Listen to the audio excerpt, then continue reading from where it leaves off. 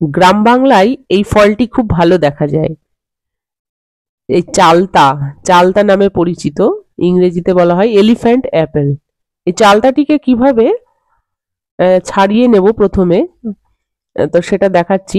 আজকে তৈরি হচ্ছে ভগবানের জন্য, রাধা মাধবের জন্য বিশেষ একটি আচার। আমরা পড়েছি মঙ্গল আরতিতে যে ভগবত প্রসাদ 4 প্রকার, চর্বচুষ্য লেহ্য পেয়। তার মধ্যে চর্ব মানে চিবিয়ে চিবিয়ে, আর চুষে চুষে খাওয়া। তো এই চালতার আচারটা চুষে চুষে, চর্বচুষ্য, চুষ্যের মধ্যে পড়ে। এই আচারটি আজকের বিশেষ নিবেদন।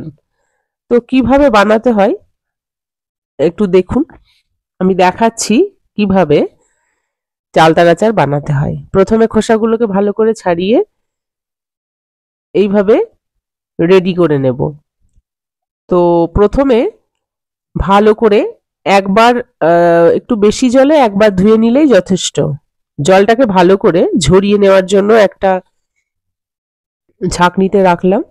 জলটা যাতে ভালোভাবে ঝরে যায় তার জন্য কিছুক্ষণ সময় দিতে হবে। তারপর ওই চালতাগুলোর মধ্যে সাধারণ লবণ, অল্প পরিমাণে হলুদ গুঁড়ো এবং লাল লঙ্কার গুঁড়ো মিশিয়ে এটাকে একটু রোদে দিয়ে শুকাতে হবে। এই চালতা ভিটামিন সিতে ভরপুর, ক্যান্সার এবং হার্টের বিশেষ উপকারী। ক্যান্সার রোগের জন্য এবং যাদের ক্যান্সার হয়েছে এবং যাদের হার্টের কোনো প্রবলেম আছে তাদের জন্য ভীষণ উপকারী একটি খাবার। তো সেটা আপনি আচার করেও খেতে পারেন বা ডালের মধ্যে টক ডাল হিসেবেও খাওয়া যেতে পারে। তো রোদ থেকে শুকিয়ে এই দেখুন এইভাবে একটা হামানদিস্তার দণ্ড দিয়ে ভালো করে থেতো করে নিয়েছি।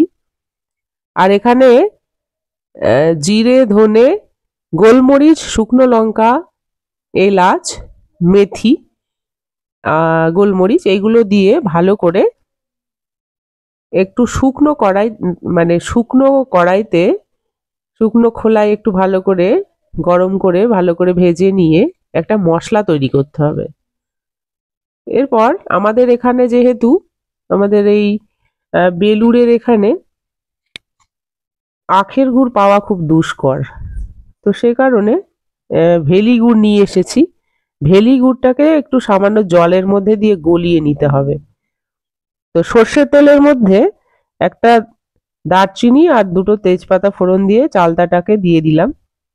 যেহেতু আগে থেকে সাধারণ লবণ দেওয়া ছিল, তো আমি এখন অল্প পরিমাণে বিট নুন দিয়ে দিলাম, আর হলুদ, একটু লাল লঙ্কার গুঁড়ো এবং আগে থেকে ওই পাতলা করে রাখা গুড়টাও দিয়ে দিলাম। এই ফুটতে ফুটতে কিছুক্ষণ পর ওই মশলাটাকেও এর মধ্যে অ্যাড করতে হবে। গুড়টাকে দেওয়া হলো।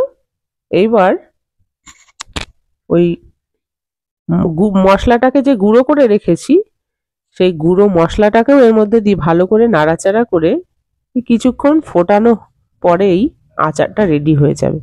তো এইভাবে আপনারা সকলে বাড়িতে বানান, অসাধারণ খেতে, টক মিষ্টি। ভগবানকে পরিবেশন করুন, ভগবানকে নিবেদন করুন, তুলসী পত্র সহযোগে নিবেদন করুন। যদিও একটু পদ্ধতিটা একটু দীর্ঘ, কিন্তু একবার করে খেয়ে যে আনন্দটা পাবেন তখন বারবার করবেন। হরে কৃষ্ণ। হরি।